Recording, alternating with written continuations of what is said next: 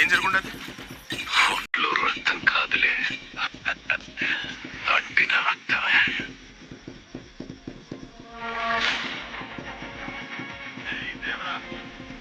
దేవరా కూడా మీతోనే వచ్చి ఉండడా?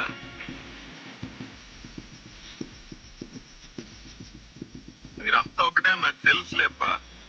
లెక్క చూసి సరుకు తీసుకుపో మురుగా. లోపల సరికింది మురుగా. ఏదివ్వండి. లోపలే ఉండాలి. లోపలే ఉండదో అడగొద్దని చాలా సార్లు చెప్పినా కదా దేవరా నీకు. ఆయుధాలు మీ కాడ ఉండే ఆయుధాల్లాగే కొంచెం కొత్త రకం. సరుకెక్కించడ్రా. సరుకు మీతో రాదు. ఏమైంది దేవరా? ఏమైంది? దుడ్డిప్పు కావాలా? అడిగితే రెండింటి తెలుస్తాం కదా. సరుకు రాదంటావింది. ఈ సరుకు తీసుకొచ్చి మా బిడ్డని చంపుకున్నాం. ఇంకా ఎంతమంది బిడ్డల్ని చంపుకుంటాము?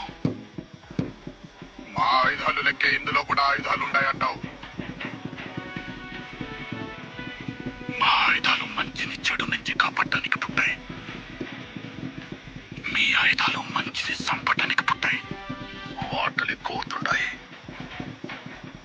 సరుకు బళ్ళల్లోకి ఎత్తి త్వరగా బెల్లం బిడ్డల కాడిపోండి. సరుకుని వదిలేసి మీరు అదే పని చేయమని చెప్తుండా.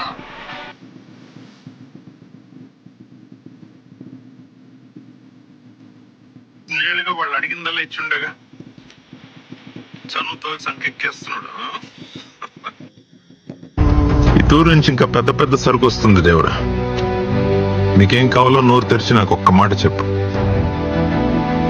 నువ్వు కానీ నీ మనుషులు కానీ మళ్ళీ ఈ పని కోసం మా కాడికొస్తే తిరిగి మీ శవాలు కూడా ఈ కొండ దిగవు.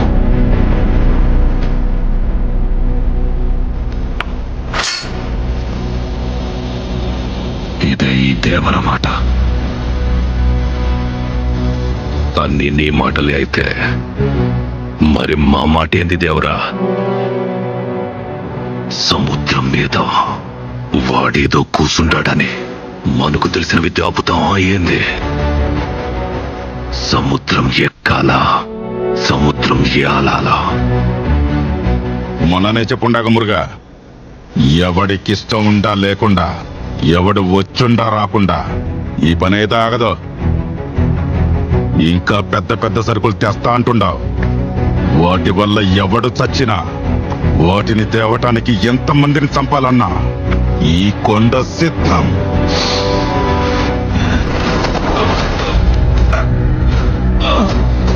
చేసే పని తప్పని తెలిసిన మన అవసరం కోసం చేస్తుంటాం అనుకున్నా. ఇప్పుడు అదే అలవాటుగా మారి తప్పుడు పనులు మన రక్తంలో ఇంకిపోయి ఉండాయని ఇప్పుడే అర్థమవుతా ఉండాదే.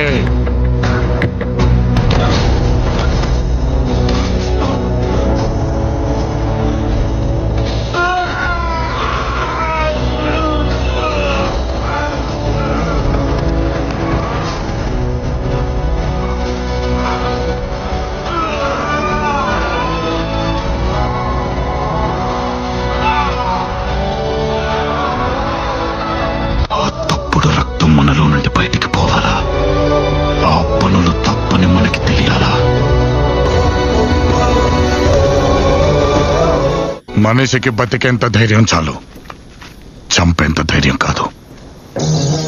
కాదు కూడదు అని నీ కూడగడితే ఆ ధైర్యాన్ని చంపే భయాన్నైతా. దేవరు అడిగినాడంటే చెప్పినాడని. అదే చెప్పినాడంటే